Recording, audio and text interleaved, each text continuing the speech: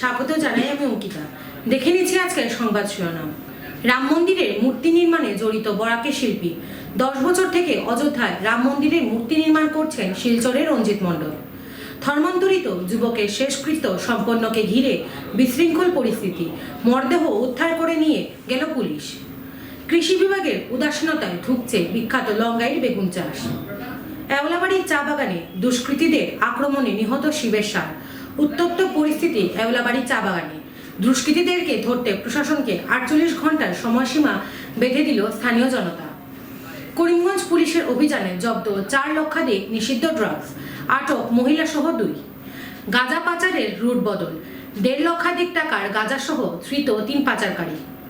বিদ্যুৎ বিভাগের কর্মচারীদের নিরাপত্তা সুনিশ্চিত করার দাবিতে অনশনে বিদ্যুৎ বিভাগের স্থায়ী ও অস্থায়ী কর্মীরা। ব্যক্তিগত রাস্তার উপর কুদৃষ্টি জমি মাফিয়াদের প্রতিবাদে সরব স্থানীয় বাসিন্দারা।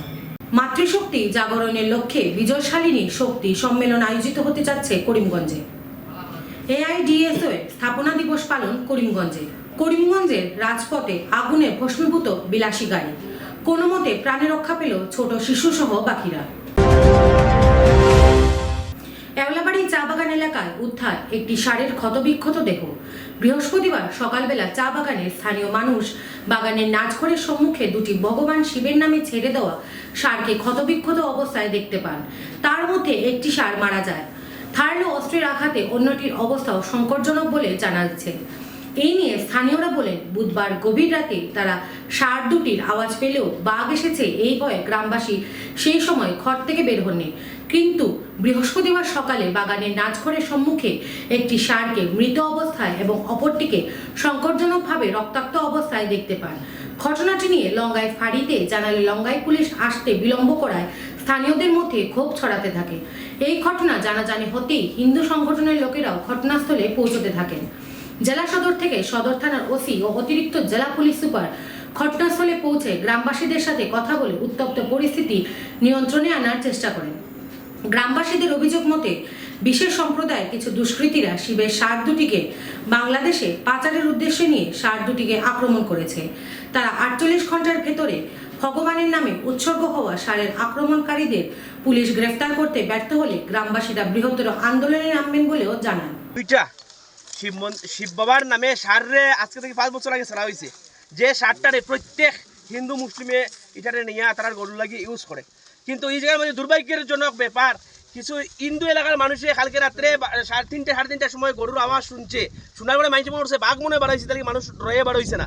কিন্তু সকালে উঠিয়ে দেখা যায় যে নাচ গোছর গরুর মধ্যে একটা গরু শিবের ষাঁড়রে মৃতভাবে পাওয়া গেছে। আর একটা ষাঁড় আছে এই জায়গাতে, এটারে এই জায়গাতে ছেদ মারা। মানে পূর্ণভাবে এটা পরিকল্পনা চলে যে এই 2টা ষাঁড়রে তারা নিয়া খাটিয়া মাংসগুলা বিক্রি করিয়া হয় বাংলাদেশও পাচার করতো, নাইলে তারা এই জায়গাতে লইয়া খাইতো। কিন্তু আজকের দিনে যে জায়গাতে আমার সরকারে কইছে যে গোহত্যা 5 কিলোমিটার মন্দিরের 5 কিলোমিটারের ভিতরে গোহত্যা হইতো না, কিন্তু দেখা যায় এই নরপিশাচ কুলাঙ্গাররা এরা আমার গোমাতারারে বাবার শিব বাবার নন্দিনারে তারা কাতিল করার মারার চেষ্টা করে, একটারে মারছে। আজকে দুঃখজনক ব্যাপার, আজকের দিনে কোনো হিন্দু যদি মধুরী থাকে, মধুরীয়ে শিবর ষাঁড়রে মারতো না, হে দেখলে আরো ভক্তি দিব। পাগল যদি রাখে, হে শিবর ষাঁড়রে ভক্তি দিয়ে যাইব। আজকে এটা কে করছে নিশ্চয়ভাবে বুঝে যাচ্ছেন এটা কে করছে, কোন ধর্মাবলম্বী মানুষে করছে। আজকে এই জায়গাতে প্রশাসনটা আমি কইয়ার, কিন্তু একটা দুঃখজনক ব্যাপার হইলো এই জায়গাতে 8টার সময় বাগানটা কিয়া আমারে করা হয়েছে 7টার সময় ফোন, আমি 7:30 বাগানে ফোন আমি এই পৌঁছে গেছি। কিন্তু বাগানটা কিয়া প্রশাসনরে ফোন করা হয়েছে, লঙ্গাই ইনচার্জে ফোন করা হয়েছে, ইনচার্জে উঠিয়া কইছে 11:30টার আগে আমি আইতাম পারতাম না। এই যে ষাঁড় দুটা, এটা আমাদের বাগানের উপরেই ছেড়েছে, প্রায় 5 বছর ধরে এখানে আমাদের আছে। আমরা সবাই ওকে ভক্তি দেই। এমনকি এই যে কিনারে যে কয়েকটা গ্রাম আছে, যখন গরু ওদের গাভী যখন হয় তখন এই ষাঁড়ের কাছে নিয়ে আসে। আমরা কোনো পয়সা করে কিচ্ছু নেই না, এখানে জাত বাতের কোনো দরকারও নেই, যে কোনো জাতি মানুষ আসুক এখানে ব্যবহার করে যায়। আমরা এটা নিয়ে পুলিশ প্রশাসনের কাছে করছি, অনুরোধ করছি যে আজকের যে আমাদের ষাঁড়টার উপর যে অত্যাচার করেছে আমাদের দেবতার উপরে, এটা ষাঁড় বলবো না, আমি আমাদের দেবতা, যেহেতু আমরা শিবের নামে ওকে উৎসর্গ করে ছেড়েছি, আমরা ওটাকে পুজো করি। আর আমরা তো কখনোই হিন্দুরা এর উপরে কোনো দিন লাঠিও চার্জ করিনি। আমরা কোনো ওকে যদি খেদাতে হয়, আমাদের যদি ক্ষতি করে আমরা খেদাই একমাত্র জল দিয়ে। জল দিয়ে আমরা জল ঝিটিয়ে ওকে সরিয়ে দিই, তখন ষাঁড়ও মেনে যায়। এমনকি কোনো বাচ্চাদের উপরেও অত্যাচার করেনি ষাঁড় আজ পর্যন্ত। আমরা ওই তো দেখছেন সবার সামনে দাঁড়িয়ে আছে, সবে হাত দিতে পারছে, কোনো ষাঁড়ে লড়াচড়া করছে না। তো তাহলে আমাদের বাগানের মানুষে কখনোও এটার উপরে অত্যাচার করেনি, এটা করেছে বিধর্মী যাত্রা। আর আমরা সকালে গিয়ে স্পটে গেলাম, স্পটে গিয়ে দেখলাম ওখানে মাটি ছানা আছে, কিছু রক্তও যখন হয়তো পড়েছিল। প্রথমে আমরা দেখেছি যে লাল লাল দাগ, এরপরে আবার যখন আমরা কিছু লোক সঙ্গ নিয়ে গেলাম তখন দেখছি ওখান থেকে মাটি ছেড়ে সরিয়ে নিয়েছে। করিমগঞ্জের রাজপথে হঠাৎ করে দাউ দাউ করে জ্বলে উঠল একটি বিলাসী বাহন। AS01E75399 নম্বরের ওই বিলাসী বাহনটিতে আসিমগঞ্জ আনিপুর সড়কের উপর হঠাৎ দাউ দাউ করে আগুন জ্বলে ওঠে। মুহূর্তের মধ্যে গাড়িটি জ্বলে ভস্মীভূত হয়ে পড়ে। তিন্নখাল এলাকা থেকে আসিমগঞ্জ আসার সময় নানাগার এলাকায় মারুতি সেলেরিও গাড়িটি আসার সাথে সাথে গাড়িতে আগুন ধরে যায়। কোনো রকমভাবে গাড়ি থেকে নেমে প্রাণ নিয়ে নামতে সমর্থ হয় গাড়ির চালক সহ বাকি 3 আরোহী, যাদের মধ্যে একজন ছোট শিশুও ছিল। কোনো যান্ত্রিক গোলযোগের ফলে গাড়িটিতে আগুনের সূত্রপাত হয়েছিল বলে ধারণা করা হচ্ছে। স্থানীয় লোকেরা গাড়িটির আগুন নেভানোর চেষ্টা করলেও মুহূর্তের মধ্যে জ্বলে ভস্মীভূত হয়ে যায় বিলাসী বাহনটি।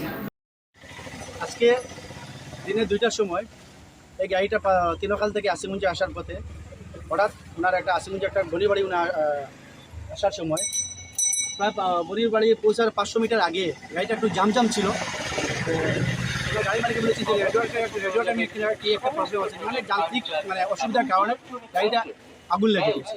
আগুন লাগার কারণে সঙ্গে সঙ্গে এলাকার মানুষও এগুলা জড়ো হয়েছিলেন, কিন্তু তেমন আর পরিস্থিতি রয়নি। আগুনের তেমন একটা দাউ দাউ ছিল, তেমন আর পরিস্থিতি রয়নি যে আগুনটা কন্ট্রোলে হওয়ার কারণে, যার কারণে গাড়িটা পুরো ধ্বংস হয়ে গেছে। অ্যাটলিস্ট একটা মানে ফায়দা হয়েছে যে মানুষগুলো মানে এলাকার জনগণ মিলে সেভ করতে পেরেছে।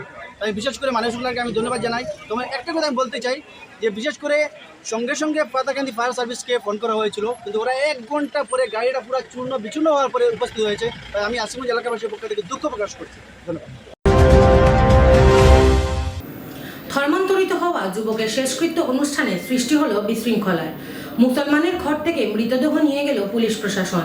15 বছর পূর্বে ধর্মান্তরিত হয়ে ইসলাম ধর্ম গ্রহণ করে শিলচর শহরের তারাপুর এলাকার হিন্দু ধর্মাবলম্বী সুরজ নামের এক যুবক রামনগর লস্কর লেন এলাকার এক মুসলিম মেয়ের সাথে বিবাহ বন্ধনে আবদ্ধ হয় সেই বৈবাহিক সূত্রে আইনি প্রক্রিয়ায় মুসলিম ধর্ম গ্রহণ করে মুসলিম হওয়ার পর আলী হোসেন নাম ধারণ করে 15 বছর মেয়েটির সাথে ঘর সংসার করে বিগত কয়েক মাস অসুস্থ থাকার পর মৃত্যুবরণ করে সঞ্জুর মৃত্যুর পর ইসলামী রীতি অনুযায়ী যুবতীর পরিবার শেষকৃত্য সম্পন্ন করার আয়োজন করেন। হঠাৎ করে যুবতীর ঘরে ম্যাজিস্ট্রেটকে সাথে নিয়ে উপস্থিত হয় স্থানীয় পুলিশ। ম্যাজিস্ট্রেটের উপস্থিতিতে সঞ্জুর মৃতদেহ উদ্ধার করে নিয়ে যায় পুলিশ। বর্তমানে তার মৃতদেহ শিলচর মহাবিদ্যালয়ে রাখা হয়েছে। সঞ্জুর মৃতদেহটি তার পিতৃগৃহে সমঝিয়ে দেবে বলে জানা যায়। ঘটনাটি কেন্দ্র করে এলাকা জুড়ে চাঞ্চল্যের সৃষ্টি হয়েছে। বর্তমানে তার মৃতদেহ শিলচর মেডিকেল কলেজে রাখা হয়েছে। সঞ্জুর মৃতদেহটি তার পিতৃগৃহে সমঝিয়ে দেবে বলে জানা যায়। ঘটনাটি কেন্দ্র করে এলাকা জুড়ে চাঞ্চল্যের সৃষ্টি হয়েছে। মানুষটার অরিজিনাল নাম হলো গিয়া সঞ্জু। এই আজকে প্রায় আমরার বাসাত প্রায় 15-20 বছর তিনি ওখানে থাকার পরে তান বাক্কা আগে তাই মানে তান স্বেচ্ছা নিজে নিজে আর কি কইছেন তান কেউ নাই, মাও নাই, বাবাও নাই, একটা বাই আসলো। তো বাইটারও মনে করো পয়লা 2-1 দিন কদিন আওয়া যাওয়া করছে, এরপরে বাইটাও হয় না। এরপরে তান নিজে নিজে তান ইচ্ছা মতো তাই ধর্ম মানে পাল্টাইছেন। তান কইছেন তাই মুসলিম সমাজে উঠি দা ও বাদে আমরা অন্য জায়গা ওয়া দিছি তান কেউ নাই হিসাবে এবিডিবির সপ্তাহ করিয়া কোডিবিড করিয়া তাই রইছন খাইছন। তান নাম রাখা হয়েছে আলী হোসেন লস্কর। এরপরে তানে আমরা সমাজের যেরকম যেটা করালা সব করছে করিয়া মানুষটা বেমার আসলা, তবুও তান ভাই এন্তর আমরা গিয়ে তুকাইছি পাইছি না। এরপরে কালকে রাত্রে 9টার সময় মারা গেছেন। ও মারা যাওয়ার পরেও আমরা যেরকম আমরা যেগুলো করা লাগে আমরা মুসলিম সমাজও ওগুলো আমরা করিয়ে যাই। আর এখন যদি দেখা যায় অন্য কেউ যদি তারা নিয়া তখন বা তারা প্রশাসন যদি তারা জেলা সুবিধা মতো হয় আমরা লগিয়া হিন্দু শাস্ত্র মতো তারা নিয়ে করলে করকু আমরা সহযোগিতা করা লাগম। তখন প্রশাসন আইছেন, স্যার তারাও আইছেন, master sir Zia master sir তারাও আইছেন। অরিজিনাল বাড়ি তানে আমরা ঠিক শিওর জানি, খালি জানি আমরা রেলগেটেও না তাই ওখানে আগে থাকতা। আমরা এখানে আজকে 15-20 বছর হইব। এখানে আমার বাসা, আমার বাবার বাসা। ম্যারেজ করছেন করা মানে আমার বোন লাগে, উনি নাম হলো মমতা বেগম লস্কর।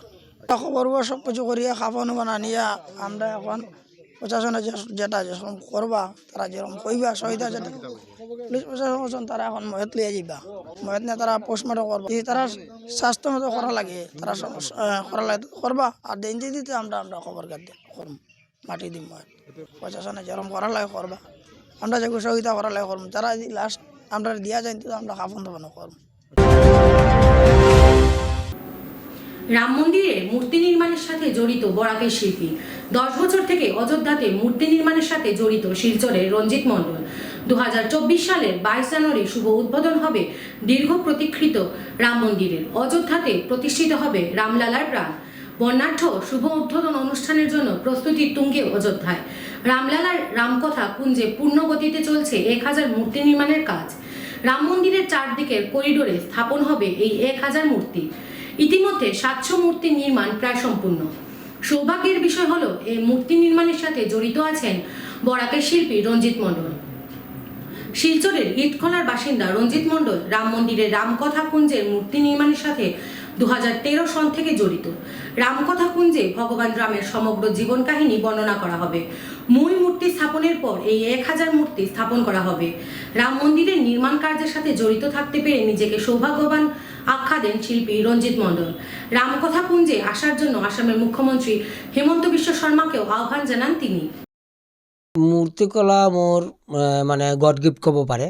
সৰুৰ পৰা মই মূৰ্তি বনাই মানে কক্সা পাছৰ পৰা ৰামকৃষ্ণ পাঠশালাত মই পঢ়িছোঁ আৰু তাতেই মই মূৰ্তি বনাব আৰম্ভ হৈছে যে কলেজতো দি দিছোঁ বা হাই স্কুলতো দিছোঁ এনেকুৱা মূৰ্তি দি কিনে আমাৰ লগতে মানে ভাল মানুহ মানে আমাৰ হেল্প কৰিছিল।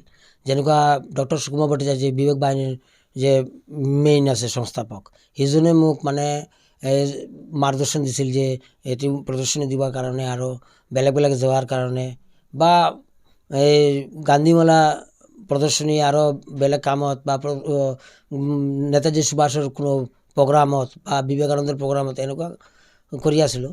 তো নতুন মিউনিচিপালিটিৰ পৰা মূৰ্তিটো বনাইছিলোঁ মই বাপুজীৰ মূৰ্তিটো গান্ধীৰ মূৰ্তি। তাৰপিছতে লাঘুদত্তৰ মূৰ্তি বনাইছিলোঁ। ৰাজশ্ৰী ভাগ্যচন্দ্ৰ একটা মূৰ্তি বনাইছিলোঁ ৰামনগৰ।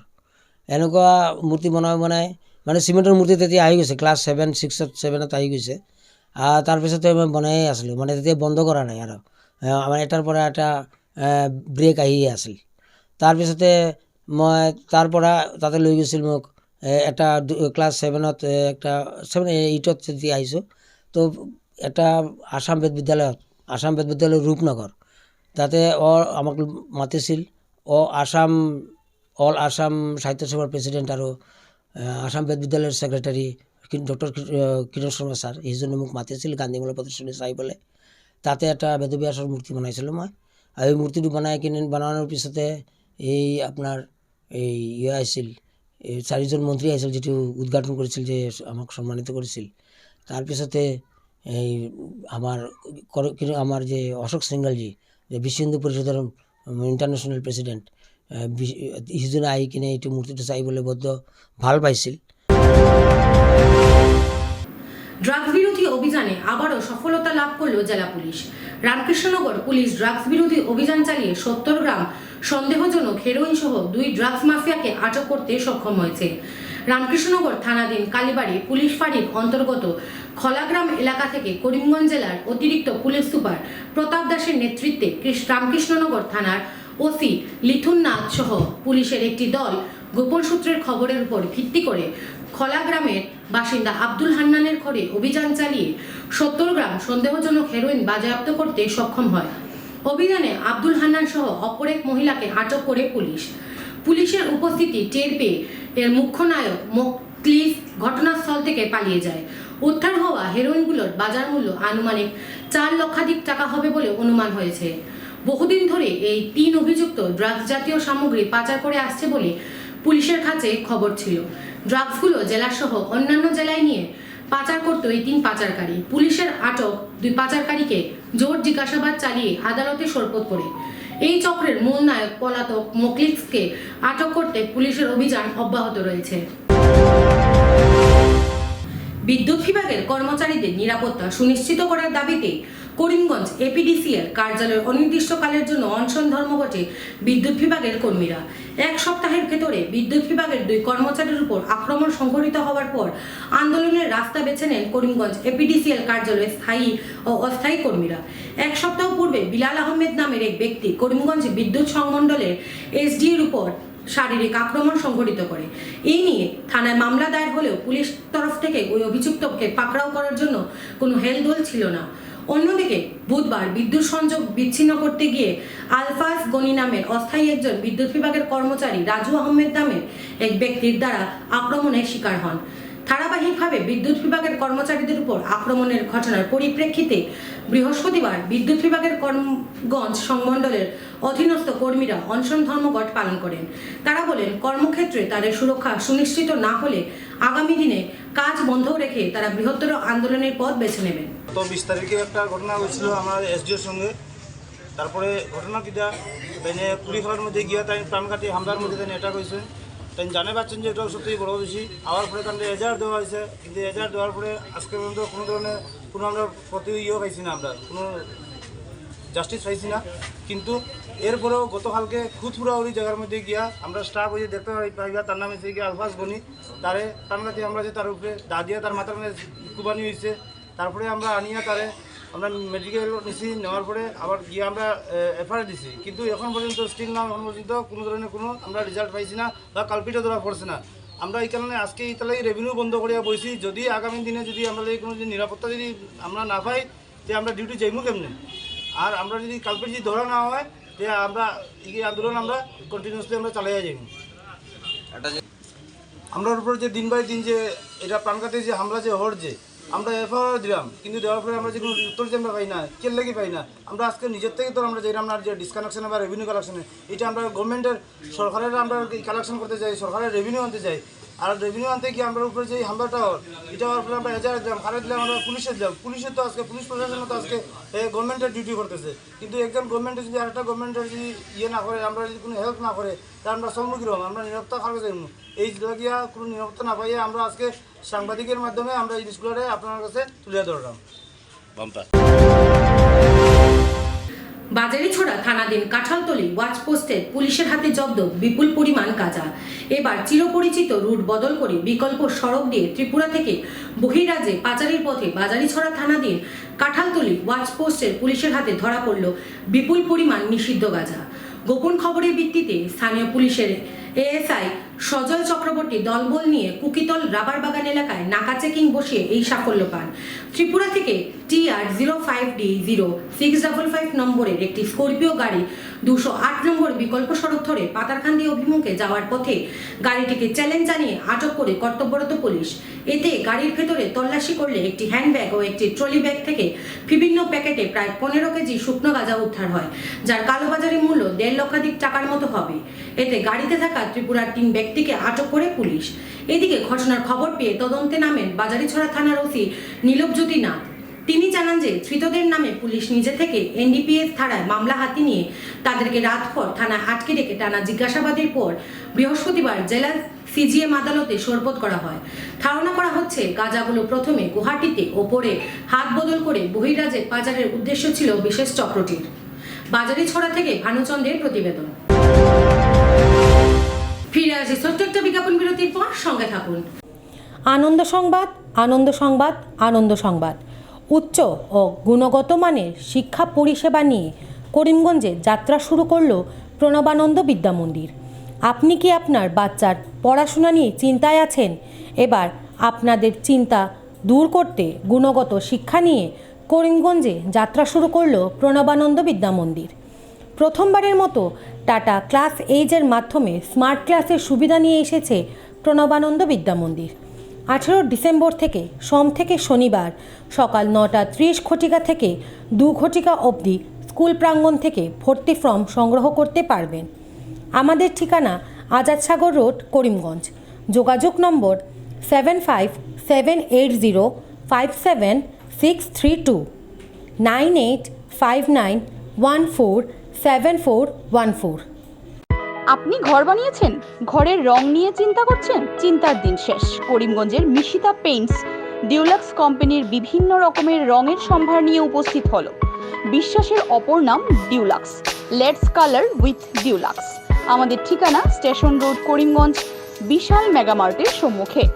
যোগাযোগ নম্বর 9854299300, 9401449722।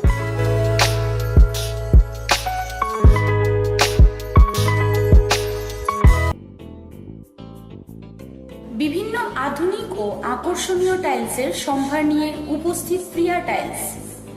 আপনার ঘরকে অতি সুন্দরভাবে সাজিয়ে তুলতে আজই আমাদের দোকানে চলে আসুন এবং নিয়ে যান অত্যাধুনিক টাইলস।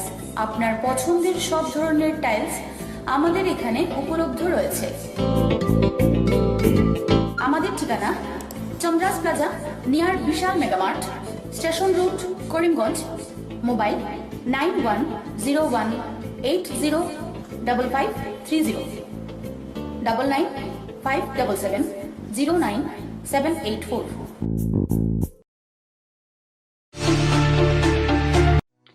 আপনি কি শ্বাসকষ্ট, বুকে ব্যথা, পিঠে ও কোমরে যন্ত্রণা, হাতে পায়ে ঝিনঝিন করা, মাথা ব্যথা সহ হার্ট, বাইপাস সার্জারি, কিডনিজনিত বিভিন্ন রোগে ভুগছেন? তাহলে আর চিন্তা নেই। এবার থেকে করিমগঞ্জের নিউ লাইফলাইন হসপিটাল এ আয়ুষন্দ্রা সুপার স্পেশালিটি হসপিটাল গুয়াহাটির বিশেষজ্ঞ ডাক্তাররা রোগী দেখতে করিমগঞ্জে উপস্থিত হবেন। 12 মার্চ রোগী দেখবেন ডক্টর সিমরনজিৎ সিং। 14 মার্চ রোগী দেখবেন হৃদরোগ বিশেষজ্ঞ ডক্টর আদিত্য ভাস্কর। 15 এবং 16 মার্চ রোগী দেখবেন ডক্টর বি শ্রী হর্ষা। রোগী দেখতে করিমগঞ্জে উপস্থিত হবেন। আমাদের ঠিকানা new lifeline hospital and research centre. অগ্রিম বুকিংয়ের জন্য যোগাযোগ করুন 7399195391, 9678806896, 9854135470। আনন্দ সংবাদ, আনন্দ সংবাদ। করিমগঞ্জে এই প্রথম 3D সিটি স্ক্যানের সুবিধা নিয়ে এলো Karimganj health city, Banamali road, Karimganj. পুরো শরীর 3D সিটি স্ক্যানের সুবিধা এখন পাচ্ছেন করিমগঞ্জে। আন্তর্জাতিকভাবে বিখ্যাত ডাক্তার দ্বারা রিপোর্ট। 3D সিটি স্ক্যানের জন্য যোগাযোগ করুন telephone 038432600705, mobile 9678033047। Karimganj health city, Banamali road, Karimganj আপনাদের সেবায় নিয়োজিত।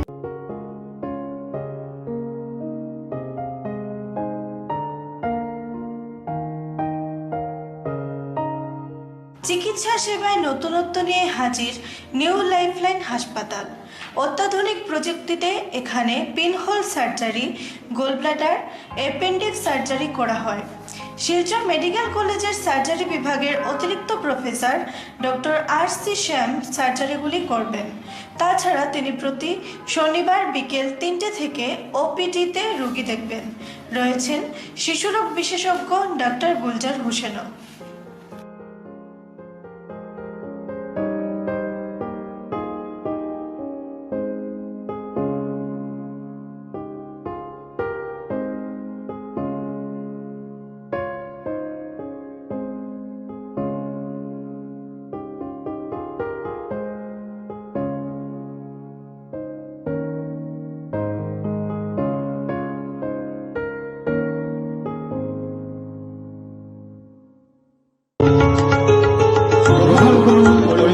হোলসেল কোঅপারেটিভ স্টোর্স তথা সহযোগীর আন্তরিক অভিনন্দন।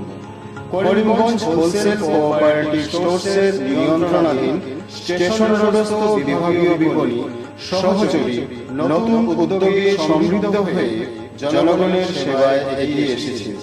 তুলনামূলক কম মূল্যে নিত্য প্রয়োজনীয় দ্রব্য সামগ্রীর যোগান অব্যাহত রাখতে সহযোগী কর্তৃপক্ষ বদ্ধপরিকর। জেলার সমবায় আন্দোলনকে জোরদার করে তোলার ক্ষেত্রে করিমগঞ্জ হোলসেল কোঅপারেটিভ স্টোর্স তথা সহযোগী কর্তৃপক্ষ সকলের আন্তরিক ও সক্রিয় সহযোগিতা কামনা করে। নতুন আঙ্গিকে বাস্তব পরিকল্পনা নিয়ে সহযোগী স্টেশন রোড, করিমগঞ্জ আপনাদের সেবায় সদা প্রস্তুত। শীতের মরশুমে বেগুনের চাষ করে স্বাবলম্বী করিমগঞ্জের কৃষকরা। করিমগঞ্জে এক বিশেষ প্রজাতির বেগুন চাষ হয়। এই বেগুনের উৎকৃষ্ট স্বাদের জন্য রাজ্যের বিভিন্ন প্রান্ত সহ দেশেরও অন্যান্য প্রান্তে সরবরাহ করা হয়। লঙ্গাই উপত্যকায় উৎপাদিত হয় বলে স্থানীয়ভাবে একে লঙ্গাই বেগুন বলা হয়। শীতের মরশুমে রকমারি শাকসবজির সাথে করিমগঞ্জ জেলার লঙ্গাই নদীর তীরের পলিমাটির উপর চার স্বাদ ও গুণে ভরপুর এই বিশেষ প্রজাতির বেগুন। বেগুনগুলি দেখতে যেমন সুন্দর, খেতেও অতুলনীয়। লঙ্গাই বেগুনের ভাজা স্থানীয় এলাকায় খুব জনপ্রিয়, কিন্তু কৃষি বিভাগের তরফ থেকে সাহায্যের অভাবে কম ফলনের ভয়ে কৃষকরা এই প্রজাতির বেগুন চাষ ধীরে ধীরে বন্ধ করে দিচ্ছেন। সমস্ত প্রতিকূল পরিস্থিতির মধ্যেও কতিপয় কৃষকরা এই বিশেষ প্রজাতির বেগুন চাষ করছেন। কৃষি বিভাগের কৃপাদৃষ্টি এই সকল কৃষকদের উপর পড়লে বেগুন চাষিরা আর্থিকভাবে স্বাবলম্বী হওয়ার পাশাপাশি কৃষিকাজে বর্তমান যুব সমাজও এগিয়ে আসবে বলে বরিষ্ঠ চাষিরা মত ব্যক্ত করেন। আমরা বরাকবেলি মানে কৃষক, আমরা কিন্তু সরকার থেকে কোনো নমুনার ফেসিলিটি কোনো মতে পাই না।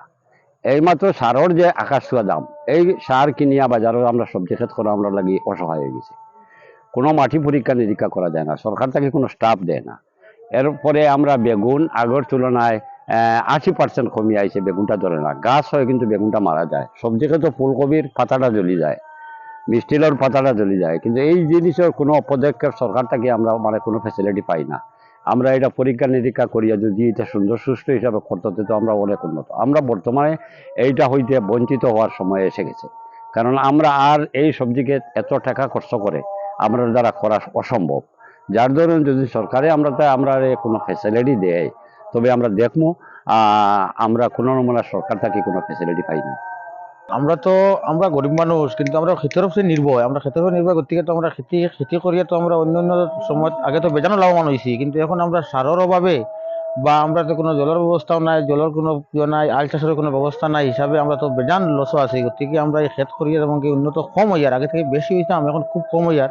আর আইসু আজকে আমি এখানে আসলাম, এটা পনেরোঘর আমার জনাব মাস্তাক আমাদের খেতে। আমরা এক সপ্তাহ আগে এখানে এসে আমরা প্রায় 10 কিলো বেগুন, ফুলকপি, অনেক সবজিগুলো নিয়ে গেছি। এত ভালো সবজি ক্ষেত, এখানে সার নেই, ঠিক আছে। কিন্তু এখানে কৃষকদের একটা সমস্যা হলো কি, ওরা মানে কৃষিকে বেশি করতে পারছে না, কিছু পোকার সমস্যা আছে। তো ফিরবি আমি বলবো যে এখানে যে লঙ্গাইয়ের যে মাটি, যেটা লঙ্গাইয়ের মাটিটা স্পেশালিটি হলো যে লঙ্গাইয়ের যে এই মাটিতেই, লঙ্গাই নদীর কিনারে এই ক্ষেতটা, লঙ্গাইয়ের পলি মাটিটা একটা স্পেশালিটি যে এখানে বেগুনগুলো এত ভালো হয়, এখানে সবজিগুলো এত ভালো হয় যে কৃষকরা সবজি এই খেতি করে ওরা প্রায় মাসে বছরে লাখ টাকা মতো ওরা কামাই করে। তো যদি কৃষি বিভাগ থেকে যদি একটু হেল্প করা হয়, ভালো উন্নত মানের যদি বীজ দেওয়া হয়, তাহলে কৃষি আরো ভালো হবে। এবং মাটিগুলো টেস্ট করে যদি আরো কিছু ব্যবস্থা করা হয়, আর উন্নত মানের যদি মানে চিন্তাধারা যদি এখানে প্রয়োগ করা হয়, তা আমার মনে হয় এখানে কৃষক আছে, সবকিছু ঠিক আছে, আর ফসল আর ভালো হবে। ফসল ভালো হলে আমাদের বাজারে যে দামগুলো কমবে। আজকের রেটে বেগুনের কিলো, লঙ্গাই বেগুনের কিলো করিমগঞ্জ সেন্টার বাজারে 80 থেকে 100 টাকা। যদি প্রোডাকশন আরো হতো, দাম ওইখানে আরো কমতো, দাম কমলে আমরা সবাই পেতাম। আটালিকান্দি এলাকায় ব্যক্তিগত রাস্তায় জমি দালালদের অবৈধভাবে মাটি ফলানোর বিরুদ্ধে প্রতিবাদ স্থানীয় বাসিন্দাদের। শিলচর বিধানসভার অধীনে থাকা অম্বিকাপুর জিপির অন্তর্গত আটালিকান্দিতে কিছু সংখ্যক জমির দালালেরা ব্যক্তিগত রাস্তার উপরে মাটি ফেলানোর বিরুদ্ধে প্রতিবাদ জানান বসবাসকারী স্থানীয় বাসিন্দারা। এই গলিতে থাকা যতীন্দ্রমোহন দাস ও তার স্ত্রী আলপনা দাস তাদের বাড়িটি বিক্রির উদ্দেশ্যে স্থানীয় কিছু সংখ্যক জমি দালালদের সাহায্যে সরকারিভাবে আপত্তি থাকা সত্ত্বেও ব্যক্তিগত গলিটিতে মাটি ফেলানোর চেষ্টা চালিয়ে যাচ্ছেন বলে গলিতে বসবাসকারী স্থানীয় 4-5 পরিবারের সদস্যরা একত্রিত হয়ে বিষয়টি নিয়ে প্রতিবাদ জানান। তারা আরও বলেন, বুধবার গলিটির ঠিক মুখে থাকা বাঁশের লাগানো গেটটি ভেঙে জমি দালালরা মাটি ফেলানোর চেষ্টা করেন। বিষয়টি নিয়ে স্থানীয় মান্না দাস জানান, বিগত 1 বছর থেকে এই গলি দিয়ে জমি দালালেরা চলাচল করেন, কারণ এই ব্যক্তিগত গলির রাস্তাটি দিয়ে পেছনে থাকা জমিগুলোতে যাওয়া আসা করা যায়। তাই বলে এই ব্যক্তিগত গলিটি 3 ফুট চওড়া হলেও যতীন্দ্রমোহন দাস ও তার সহযোগী জমি দালালেরা সেই রাস্তাটিকে বেআইনিভাবে পাশে 9 ফুট বানানোর চেষ্টা চালিয়ে যাচ্ছে এবং এই জমি দালালদের চলাফেরা করার পর থেকে ঘন ঘন চুরির ঘটনাও সংঘটিত হচ্ছে। এলাকাবাসীরা ঘটনাটি নিয়ে জেলা প্রশাসনের দৃষ্টি আকর্ষণ করে উপযুক্ত ব্যবস্থা গ্রহণ করার জন্য প্রশাসনের নিকট অনুরোধ জানিয়েছেন। এই বাড়ি ছাড়া মানুষ কেউ নাই, হ্যাঁ, চলতে ফিরতে অসুবিধা, অন্য মানুষ চলাফেরা করে, দালাল চলাফেরা করে, সারাদিন চলাফেরা করে দেখে আমরা রাস্তা বন্ধ করে দিচ্ছি। হ্যাঁ, আমরা বন্ধ করছি রাস্তা। কালকে হঠাৎ পুলিশ আইছে, খালি নোটিশ দিছে, কোটা নোটিশ দিছে, কালকে জোর জবরদস্তি বেড়া খুলিয়া গেছে, তাও পুলিশ নোটিশ দেওয়ার কাছে, তাও আমরা কইছি না যে তোমরা বেড়াটা খুলমু, কিচ্ছু কইছি না, আমরা জানিও না ইয়া দেখি খোলা।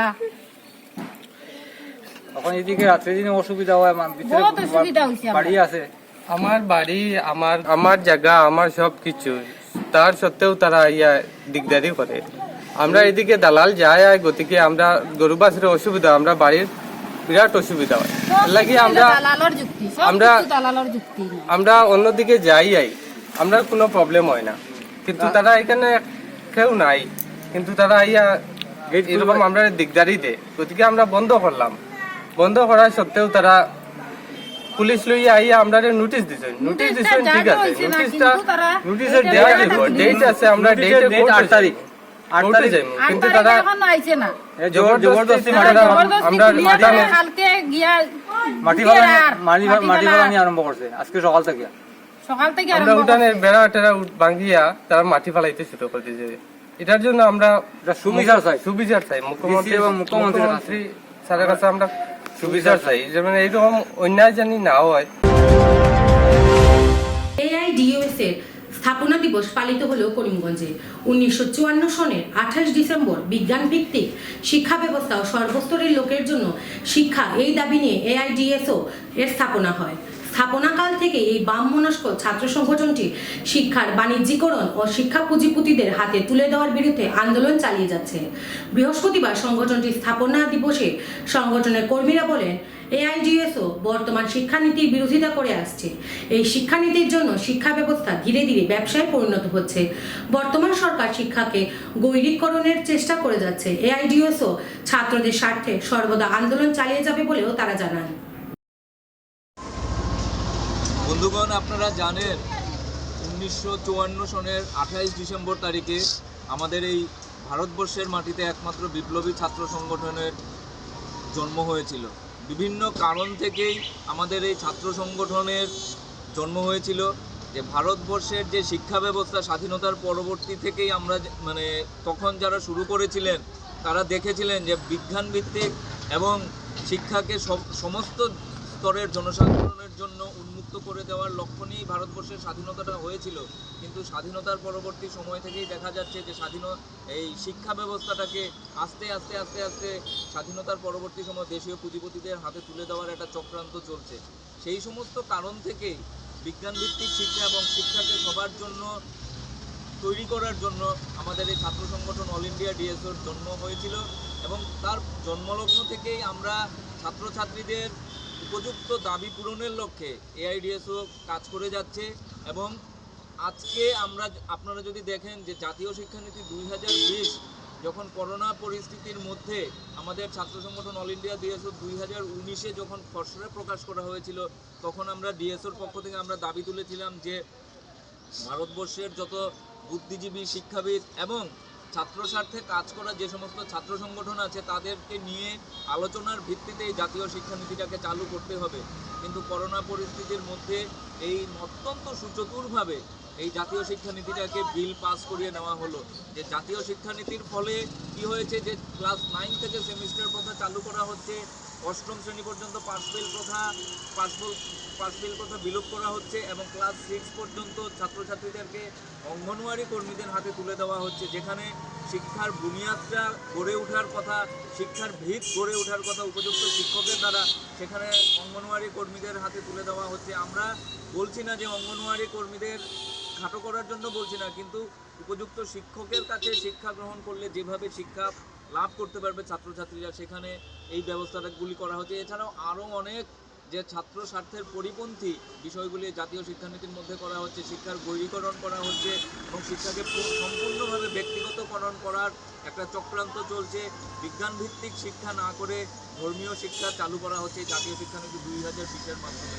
তো এই সমস্ত বিষয়গুলির বিরুদ্ধেই আমাদের এই ছাত্র সংগঠন কাজ করে চলছে এবং 28 ডিসেম্বরকে কেন্দ্র করে 28 ডিসেম্বর উপলক্ষে আগামী 2 জানুয়ারি আমাদের করিমগঞ্জে আমাদের সংগঠনের সর্বভারতীয় সম্পাদক সৌরভ ঘোষ আমাদের করিমগঞ্জে বরাক উপত্যকা ভিত্তিক ছাত্র সমাবেশে যোগদান করতে আসছেন।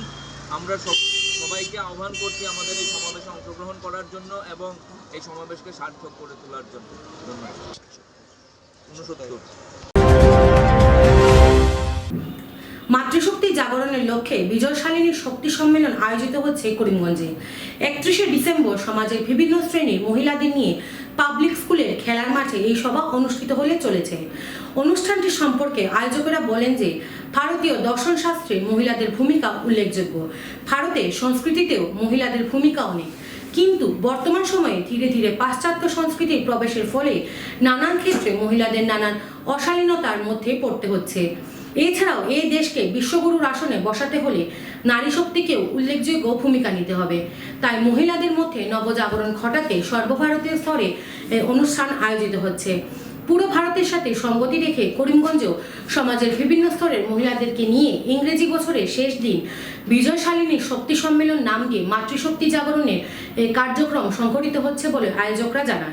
তারা সকল মাতৃশক্তিকে এই অনুষ্ঠানে উপস্থিত থাকার জন্য আহ্বান জানান। আমাদের করিমগঞ্জে নেতাজি মেলার মাঠ মানে পাবলিক স্কুলের খেলার মাঠে বিজয়শালিনী শক্তি সম্মেলনের আয়োজন করা হয়েছে। নমস্কার, আমরা আগামী 31শে ডিসেম্বর করিমগঞ্জ জেলাতে মহিলাদের সর্বস্তরের মহিলাদেরকে নিয়ে একটা সম্মেলনের আয়োজন করেছি। এটা সর্বভারতীয় স্তরে হচ্ছে, কারণ আমাদের ভারতবর্ষ একটা পূর্ণভূমি ছিল যেখানে মাতৃশক্তির ভূমিকা অত্যন্ত গুরুত্বপূর্ণ। মায়েদের সংস্কার সভ্যতার জন্য আমাদের এই দেশ আজকে পূর্ণভূমিতে পরিণত হয়েছে। কিন্তু দীর্ঘদিন আমাদের দেশ পরাধীন ছিল, যার জন্য আমাদের ধীরে ধীরে বিদেশি সংস্কার এসে যাওয়ায় আমরা আমাদের নিজেদের সংস্কৃতি ভুলে যাচ্ছি, ভুলে গিয়ে পাশ্চাত্য সভ্যতার দিকে এগিয়ে যেতে চলেছি। তাই আমরা মাতৃ জাগরণের মাধ্যমে আবার এই ভারতবর্ষকে একটা আদর্শ দেশ, শ্রেষ্ঠ দেশ, বিশ্বের মধ্যে একটা সর্বশ্রেষ্ঠ তেজস্বী রাষ্ট্র হিসাবে পরিবর্তিত করার জন্য বিবিধ ক্ষেত্রের মহিলাদেরকে নিয়ে, তা একদম গৃহবধূ থেকে বা যারা কাজ করে বাড়িতে ওদেরকে নিয়ে উচ্চস্তরের, কেউ ইউনিভার্সিটিতে কাজ করছে, কেউ সায়েন্টিস্ট, কেউ ডাক্তার, কেউ ইঞ্জিনিয়ার, সবাইকে একত্রীকরণের মাধ্যমে একটা সুসংগঠিত দেশ নির্মাণের ক্ষেত্রে এই সম্মেলনের আয়োজন হয়েছে। এই সম্মেলনকে সর্বস্তরের চিন্তনের মাধ্যমে, যে ভারতবর্ষ একটা এত স্বাভিমানবোধ ছিল কিন্তু ধীরে ধীরে সেই স্বাভিমানবোধটা আমাদের মধ্যে থেকে সরে যাচ্ছে, তার চিন্তন নিয়ে আজকে আমাদের এই ভারতবর্ষের যে মহিলারা রয়েছেন, স্বাধীন তো ঠিকই হয়েছে, কিন্তু সেক্ষেত্রে দেখা যায় কি বিভিন্ন জায়গায় দেখা যায় যে মহিলাদের যে সেই সুরক্ষার এখন একটা প্রশ্নচিহ্নের মধ্যে রয়েছে। অনেক ক্ষেত্রে আমরা মহিলাদের বিভিন্নভাবে বিতাড়িত হতে দেখি, সেখানে স্বাধীন ভারতে থেকেও মহিলারা কেন এত অসুরক্ষিত বোধ আমরা করছি, সেই চিন্তন নিয়েই আজকের এই সম্মেলন। আমরা আমাদের এই সম্মেলনের মধ্যে বিভিন্ন বিষয়ের মধ্যে আলোচনা হবে, সেটা হচ্ছে যে ভারতের যে চিন্তন রয়েছে সেই চিন্তনে মহিলাদের ভূমিকা, বা আমাদের রাষ্ট্র নির্মাণে ভারতবর্ষ যে একটা বিশাল রাষ্ট্র, ওই রাষ্ট্র নির্মাণে মহিলাদের কী ভূমিকা ছিল সেটা নিয়ে আলোচনা হবে ওই দিন। শোনাবার তাজ এ পর্যন্তই। আগামীকাল আবারও দেখা হচ্ছে একই সময় একই চ্যানেলে। নমস্কার।